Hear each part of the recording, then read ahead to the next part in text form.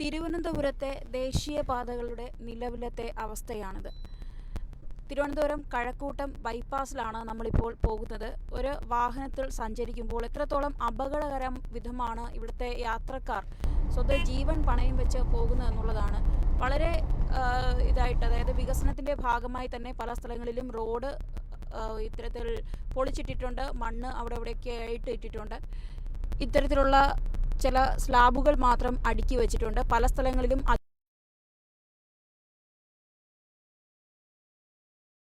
അതുപോലും ഇല്ലാത്തൊരവസ്ഥ. ഏറ്റവും സങ്കടകരമായ ഒരു കാര്യം, അതായത് ഈ വശത്തൊന്നും തന്നെ ഒരു സ്ട്രീറ്റ് ലൈറ്റ് പോലുമില്ല. അത്രത്തോളം ഇരുളടങ്ങിയ ഒരു പാതയിലൂടെയാണ് ഇവിടെ എല്ലാ ദിവസവും രാത്രികാലങ്ങളിൽ സാധാരണക്കാർ സഞ്ചരിക്കേണ്ടതെന്നുള്ളതാണ്. കഴക്കൂട്ടം, കണിയാപുരം ഒക്കെയാണ് നമ്മളിപ്പോൾ പോയിക്കൊണ്ടിരിക്കുന്നത്.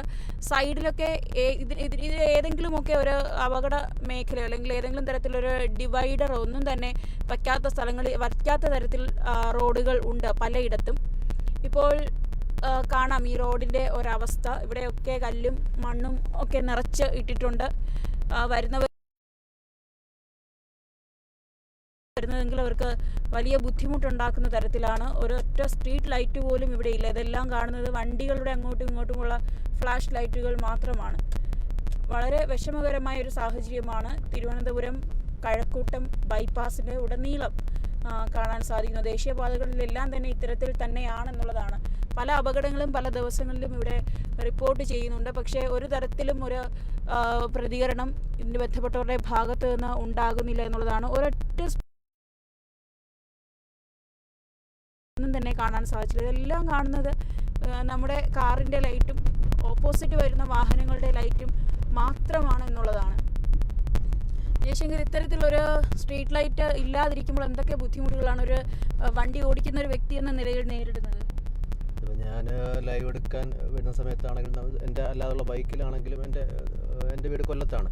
അപ്പോൾ ഞാൻ ഈ NH-ലൂടെയുള്ള യാത്ര അവസാനിപ്പിക്കാനുള്ള പ്രധാന കാരണം ഇത്തരത്തിലുള്ള സ്ട്രീറ്റ് ലൈറ്റ് ഇല്ല എന്നുള്ളതാണ്. അത് പണി നടന്നുകൊണ്ടിരിക്കുകയാണ്.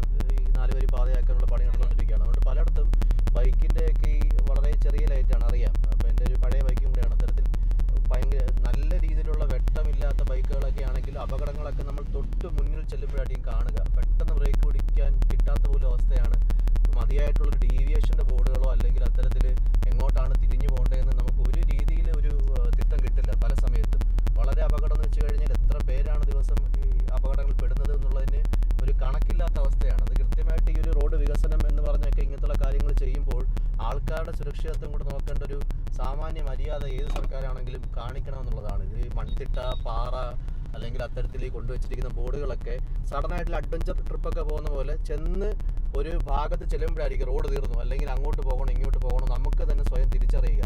സ്ഥിരമായിട്ട് ഈ വഴി ഉപയോഗിക്കാത്ത ആൾക്കാരാണ് എന്നുണ്ടെങ്കിൽ 100% ഉറപ്പാണ് അപകടം സംഭവിച്ചിരിക്കും. ഇപ്പോൾ ഇവിടെ ഒരു ടാങ്കർ ലോറി മറിഞ്ഞ അപകടം ഉണ്ടായത് അത് ആ വ്യക്തി ഡ്രൈവറിൻ്റെ ആണോ അതോ റോഡിൻ്റെ കുഴപ്പം കൊണ്ടാണെന്നാണോ കരുതുന്നത്?